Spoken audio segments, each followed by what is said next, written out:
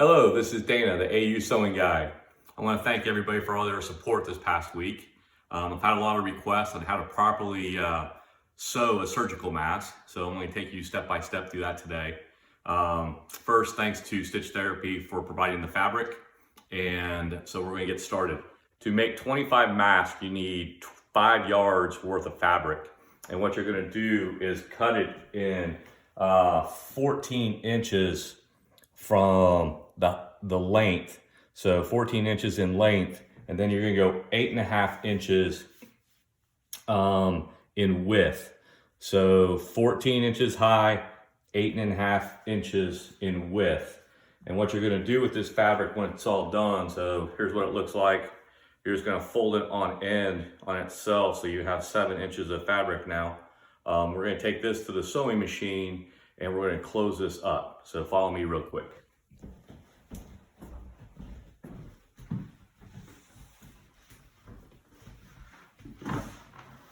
Now that we have this in the sewing machine, what we're going to do is just do a quick straight stitch to close this fabric up.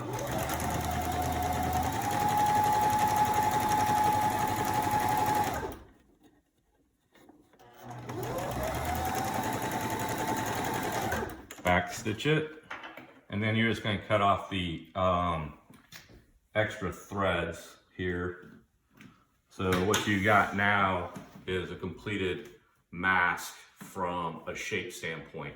What we're going to do is turn this inside out real quick so you can see what it looks like.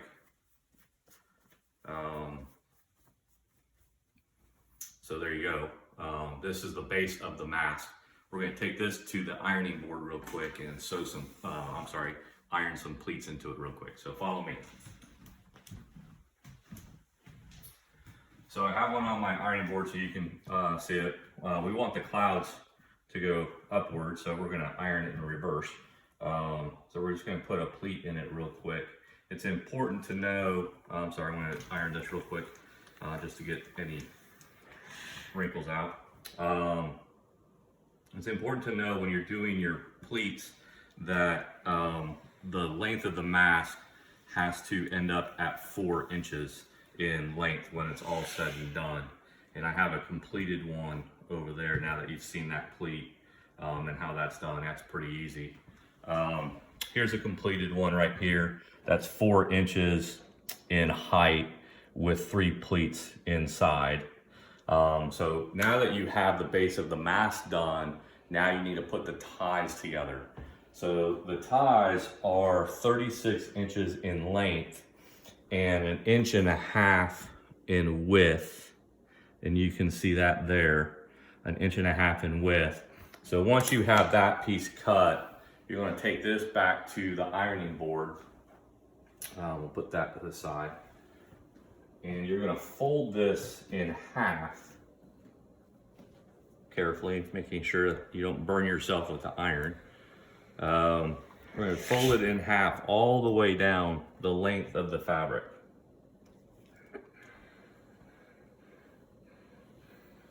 As such.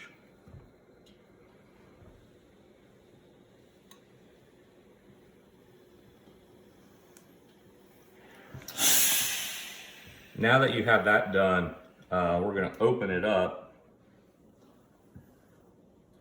And we're going to fold it in on itself one more time. So we're going to take this end and fold it to that middle seam. And we're going to take this end and fold it to that middle seam. And we're going to come back with our iron again. And we're going to close that up like such. Again, be careful. The steam can get hot. So this is what you're looking for right there. And you're going to take that the entire way of the 36 inches. Then you're going to fold it over one more time. Take your iron one more time and you're going to close that up as well. And this is important because once this is done, this is what your finished product would look like. You're going to open that up and that's where the fabric for the mask is going to actually go in. You're going to close it up and do a straight stitch over the top. I'll show you what that looks like when it's all done. So here's a finished strip already done for us. That's what it will look like when it's all said and done. you're going to come back here.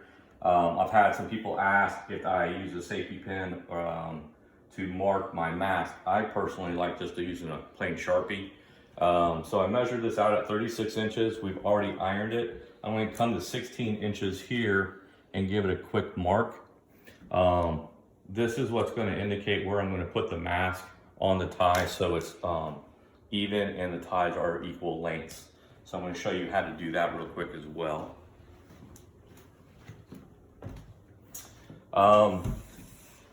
So the next step in this process is taking your mask and sewing the ends together. I'm going to show you that. I've already done it on one side and that's what it looks like. But I'll show it to you real quick. Again, just a straight stitch. And you're going to put the seams together.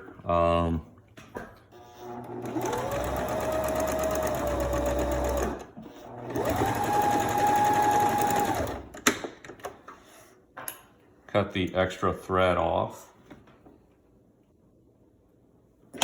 So now that you have your base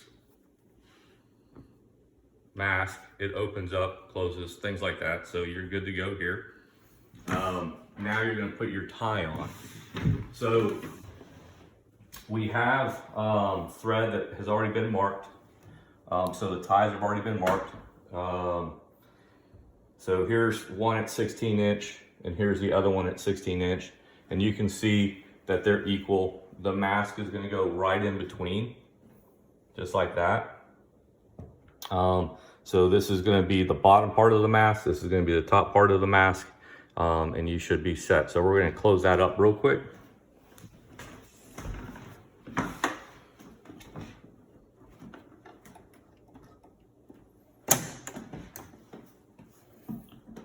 Again, just a straight stitch, just back tie that.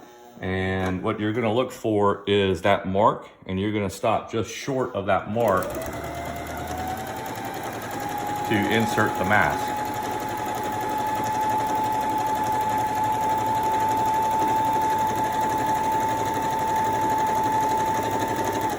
When you're coming up to that spot, just stop short, take your mask.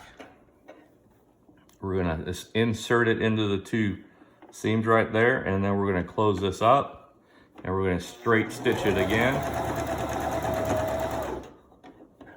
Wanna make sure that you get the center of it. Close it all up again.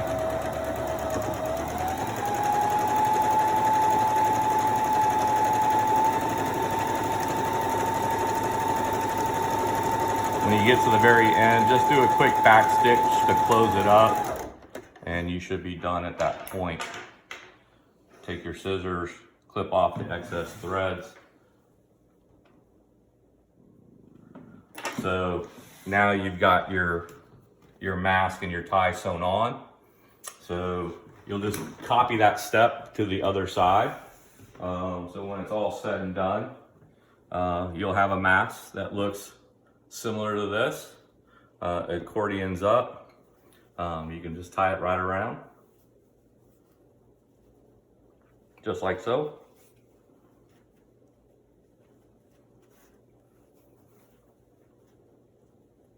And at that point, you're good to go, and you've accomplished this in a very quick period of time. I really appreciate everybody's support. Looking forward to making many more masks during this trying time. I just want to thank everybody. This is Dana Marquez, the sewing guy at Auburn. War Eagle.